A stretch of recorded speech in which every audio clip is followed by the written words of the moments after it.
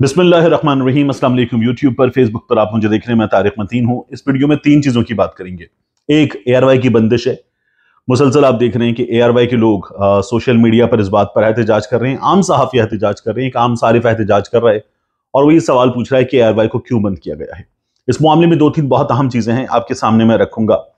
दूसरा, तबादले तकर्रुरियां होती रहती हैं अफवाज पाकिस्तान में भी, दीगर इदारों में भी, मगर अफवाज पाकिस्तान में होने वाली एक तकर्रुरी, इसे सोशल मीडिया पर कुछ अजीब अंदाज में डिस्कस किया जा रहा है और अब ये तकर्रुरी ये ट्रांसफर हो जाने के बाद नहीं, ये हो जाने से पहले डिस्कस किया जा रहा था। ये बहुत सिग्निफिकेंट है। इस पर इस वीडियो में बात करेंगे और इसके साथ साथ सलीम साफी साहब और शहबाज गिल साहब की एक लड़ाई की सी सूरत हाल है। इस लड़ाई में बहुत ही नामुनासिब लफ्जों का इस्तेमाल हो रहा है। इस लड़ाई के बारे में भी बात करेंगे कि जो कुछ हो रहा है क्यों हो रहा है।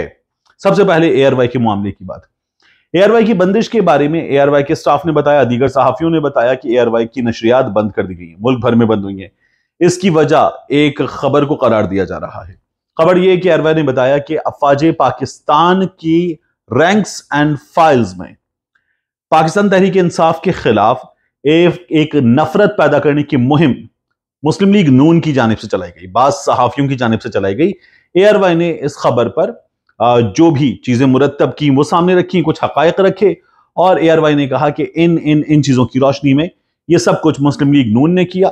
और एआरवाई ने जो नाम लिए उनमें मैंने भी नाम लिए थे आपके सामने। अंसार अब्बासी साहब का नाम था, सलीम साफी साहब का नाम था, क्योंकि मिलियंस ऑफ फॉलोअर्स रखने वाले अंसार अब्बासी साहब ने, सलीम साफी साहब ने एक ऐसे बच्चे को जिसके बराए नाम फॉलोअर्स हैं, तो उसकी गलती को, और गलती थी, उसकी गलती को इन्होंने लाखों लोगों तक फैला दिया। यानी मेरे एक दोस्त हैं बहुत अच्छे एंकर, तो उनको सोशल मीडिया पर बात सार्फिन, हमें भी सभी को दे देते हैं लोग, सोशल मीडिया पे गाली यूं देते हैं, तो उनको दे देते थे गाली। मैं उस दोस्त की मोहब्बत में फौरी तौर पर गाली देने वाले को शर्म आनी चाहिए, अल्लाह हिदायत दे और तुम होगे टाइप की बात कर देता था। तो मेरे दोस्त ने कहा कि यार तेरे कोई 80-90 हजार फॉलोअर्स हैं, जिसने गाली दी है उसके 60-70 फॉलोअर्स हैं, वो 60-70 फॉलोअर्स भी इनएक्टिव हैं, लेकिन जब उसको तू जवाब दे देगा मेरे दोस्त, तो वो गाली 70-80 हजार लोगों तक पहुंच जाएगी। यही काम सलीम साफी साहब ने किया, अंसार अब्बासी साहब ने किया। वो बुरा ट्वीट जो शायद 10-12 लोगों तक पहुंचना था, उसे अंसार अब्बासी साहब ने, सलीम साफी साहब ने लाखों लोगों तक पहुंचा दिया। तो एक वाकया है शेख सादी साहब का। शेख सादी ने, ये मैंने बचपन में पढ़ा था, नमाज फजर के मौके पर अपने वालिद के बारे में कुछ गीबत करने वाले लोगों को सुना और उन्होंने वापस आकर अपने वालिद को बताया कि मैंने ये सुना है। उनके वालिद ने कहा क्या मैं वहां मौजूद था? उन्होंने कहा नहीं, आप वहां मौजूद नहीं थे। उन्होंने कहा क्या वहां मौजूद, कुछ गुफ्तगू का मफहूम ऐसे है कि क्या वहां मौजूद होकर मैंने ये गुफ्तगू सुनी? उन्होंने कहा आप मौजूद ही नहीं तो आपने नहीं सुनी। कहने लगे फिर इस गुफ्तगू को मुझे तुमने पहुंचाया, तो मुझे जो तकलीफ हुई वो उस शख्स के कहने से हुई या तुम्हारे कहने से हुई? कुछ ऐसा ही मामला है। जो तकलीफ रैंक्स एंड फाइल्स में पहुंची है, उस तकलीफ को पहुंचाने का फरीजा हमारे इन लाखों फॉलोअर्स, मिलियंस फॉलोअर्स रखने वाले सीनियर्स ने अंजाम दिया है। एक तो ये जो मामला था, ये एयरवाई ने खबर दी, उसके बाद एयरवाई न्यूज जो है वो बंद हुआ है। नया टेल ने, पीटीसीएल ने, वर्ल्ड कॉल ने, दीगर इदारों ने, जो सर्विस प्रोवाइडर्स हैं, सार्फिन को बताया। आमतौर पर यह नहीं होता, यानी कहीं किसी ताकतवर का फोन आए, किसी इदारे का फोन आए और किसी चैनल को बंद किया जाए, तो आमतौर पर यह नहीं होता कि बताया जाए कि पैमरा बंद करवा रहा है, इंस्ट्रक्शंस पे बंद किया जा रहा है। लेकिन यहां यह हुआ कि नया टेल ने, पीटीसीएल ने, बाकी सब ने, पीटीसीएल तो सरकारी चीज है, सब ने बताया कि एयरवाई न्यूज जो है वो बंद करवाया गया है। मैंने एयरवाई के दोस्तों से पूछा ये क्यों करवाया गया? उन्होंने कहा हैरान कौन है, हमें लगता है इसलिए कि लोगों का बहुत ज्यादा रिएक्शन होता है, बहुत ज्यादा बैकलैश होता है कि ये क्यों बंद किया गया है। तो इन्होंने खुद ही बता दिया कि जी हमसे मत पूछिएगा, ये पैमरा की तरफ से ऑर्डर्स आए हैं, हमने बंद कर दिया है। एक मुमकिन वजह इसकी यह है। दूसरा, वजारत इत्तलात की जानिब से बंद करवाया गया है, ये पैमरा में सोर्सेज बता रहे हैं। तीसरा, एक चैनल जो एआरवाई का सबसे बड़ा हरीफ है, जियो न्यूज, वहां से कुछ लोगों ने वजारत इत्तलात में हुकूमत के लोगों से फरमाइश की मुबैना तौर पर कि एआरवाई न्यूज बंद करवा दिया जाए। इस खबर के बाद ARY न्यूज मुसीबत बना हुआ है हमारे लिए। तमाम चैनल्स की मिला के जितनी रेटिंग होती है 4-5 बड़े चैनल्स की, उससे ज्यादा रेटिंग ARY की होती है। जितना ये 4-5 बड़े चैनल्स मिल के यूट्यूब पे और फेसबुक पे व्यूअरशिप लेते हैं, उससे ज्यादा व्यूअरशिप ARY लेता है। तो ARY इनके लिए मुसीबत बन गया। इन्होंने मौका देखा, ARY के खिलाफ लोहा गर्म है, इन्होंने फरमाइश का हथौड़ा मारा और ARY को बंद करवा दिया। ये मैं आपको अपने सोर्सेस की जानिब से बता सकता हूं। इसके बाद जनरल फैज हमीद और जनरल सरदार हसन अजहर हयात, इनकी बात करते हैं। जनरल फैज हमीद साहब कोर कमांडर पेशावर, उन्हें तैनात कर दिया गया है कोर कमांडर बहावलपुर।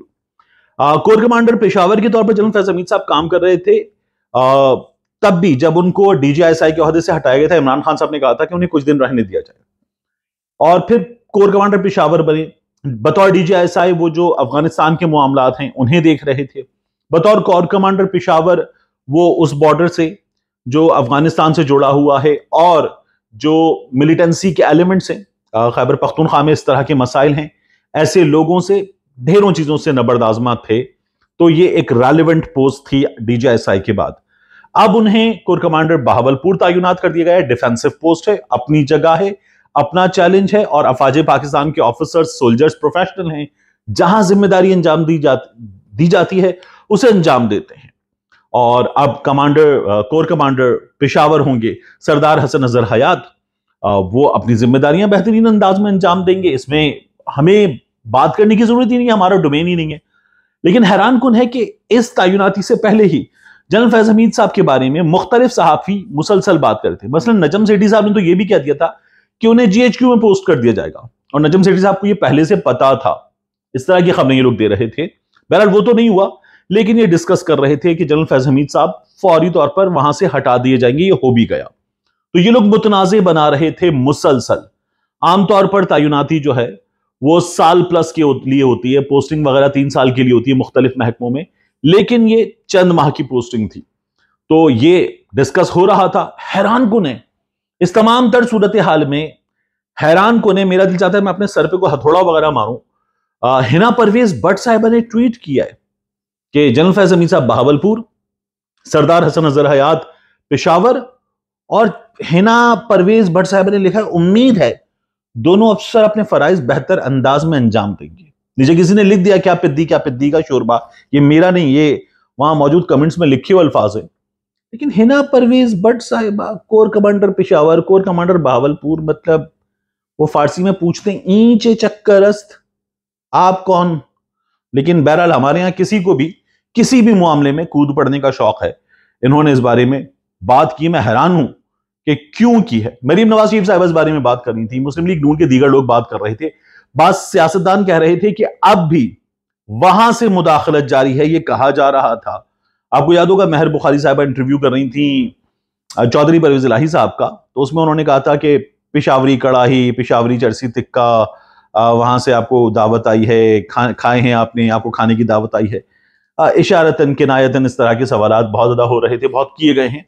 लेकिन बहरहाल ये जो हिना परवेज भट्ट साहिबा ने कमाल दिखाया, इस पर मैं हैरान हूं। हमारे सहाफी ये कमाल बहुत पहले से दिखा रहे थे। और इसके बाद सहाफियों की अगर बात कर रहे हैं तो सलीम साफी साहब की और शहबाज गिल साहब की एक लड़ाई।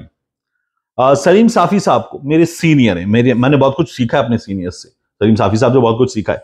फिक्री इख्तिलाफ एक चीज है और किसी शख्स के फन का मुतरिफ होना एक चीज है।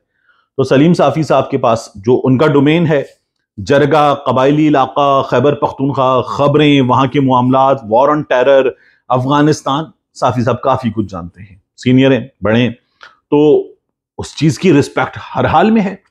लेकिन साफी साहब ने गुज़श्ता कुछ अरसे में, मैंने बार बार कहा कि मैंने उनसे खुद भी शिकवा किया है कि बुशरा बीबी, पिंकी पीरनी, ये सब कुछ बहुत ज्यादा किया, इंतहाई नामुनासिब है, नहीं करना चाहिए था।